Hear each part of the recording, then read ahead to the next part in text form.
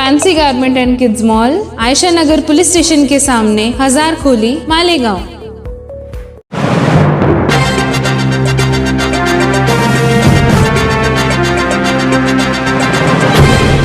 देखते रहिए the prime news Abdul Rahman के साथ। द प्राइम न्यूज़ के साथ चलते हैं अंजुमन चौक और अंजुमन चौक की तकालीफ को जानते हैं कि तकालीफ क्या है और राहत क्या है।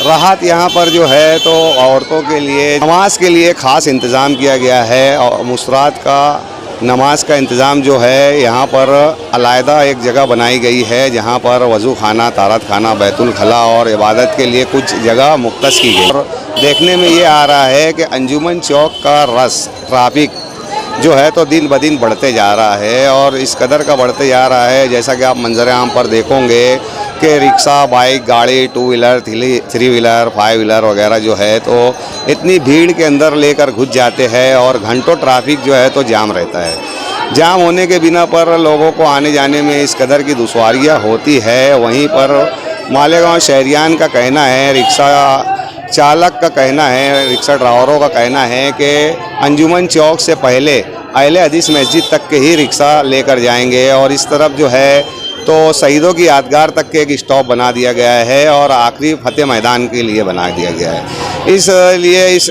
क्राउड वाले रोड पर मतलब गर्दी वाले रोड पर जो है तो ट्रैफिक का निज़ाम जो चलता है वो ज़्यादा रमज़ान के अय्याम में ज़्यादा रश होने के बिना पर ट्रैफिक घंटों जाम रहता है। लोगों को इस कदर की दिक्कतें, दुश्वारियों का सामना करना पड़ता है। जो काम 15-20 मिनटों का होता है उसके लिए 2-2, 4-4 घंटे लग जाते हैं। हम और आप मिलकर जो है तो एक मुहिम चलाएंगे जिसके बिना पर ये ट्रैफिक का निज़ाम जो है तो बाकायदगी से लोग सहूलत से अपनी खरीदी, शॉपिंग वगैरह कर सकेंगे और आ जा कर सकेंगे।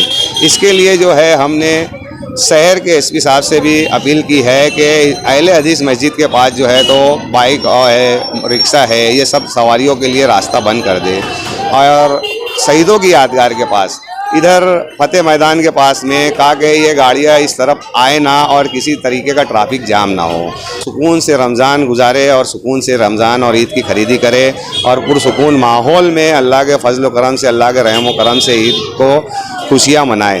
दोस्तों, ईद की खुशियों के साथ साथ हम तमाम लोगों से गुजारिश वीडियो को ज़रूर शेयर करें।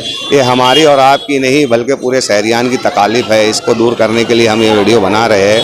इस वक्त के लिए बस इतना ही, दीजिए इजाज़त। मिलते हैं अगली बार एक नई खबर के साथ। देखते रहिए द प्राइम न्यूज़ मेरे यानी अब्दुल रहमान के साथ।